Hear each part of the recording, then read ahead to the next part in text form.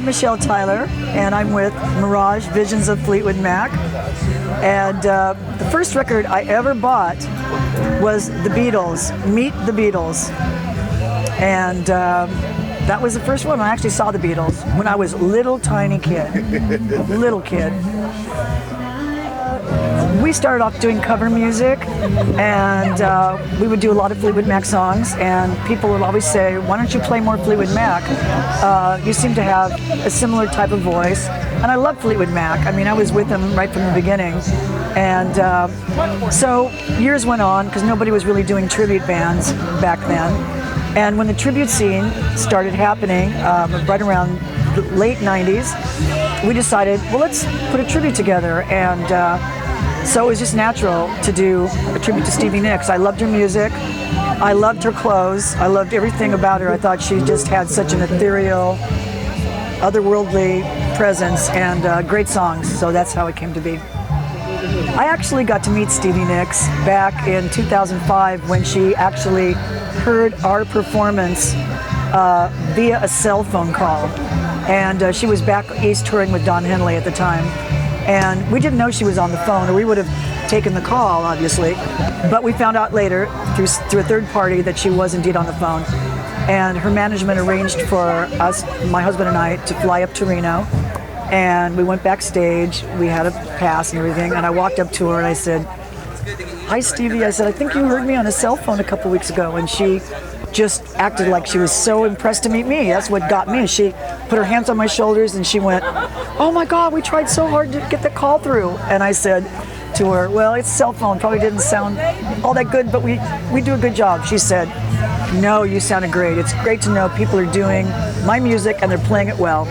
And she said, in fact, and she leaned in really cute and said, "You just let me know anytime you want to take over, because I've about had it." And I just smiled, and we got a picture, and she's very sweet. She knows all about Mirage, and she's been very cool. I've met her a couple more times. Oh, that's very okay. Okay.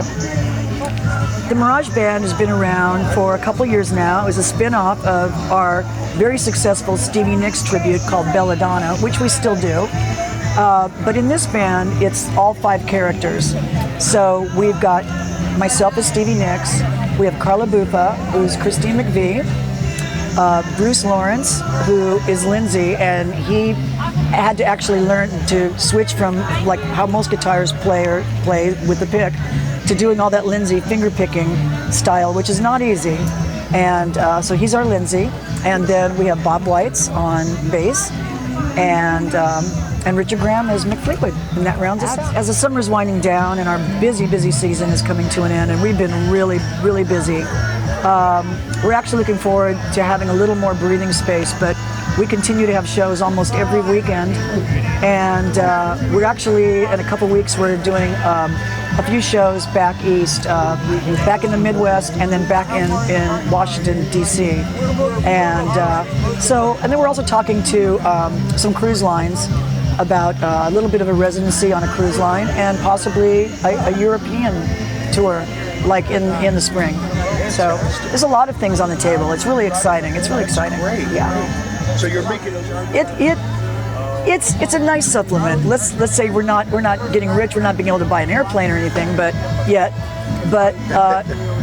it is a nice supplement. And the main thing about it is that it's just so much fun, and we just love what we do, and we hope that shows to the audience, because that's really, when it comes down to it, that's really the main thing it's all about. You got the crowd up and dance, and you did a wonderful set.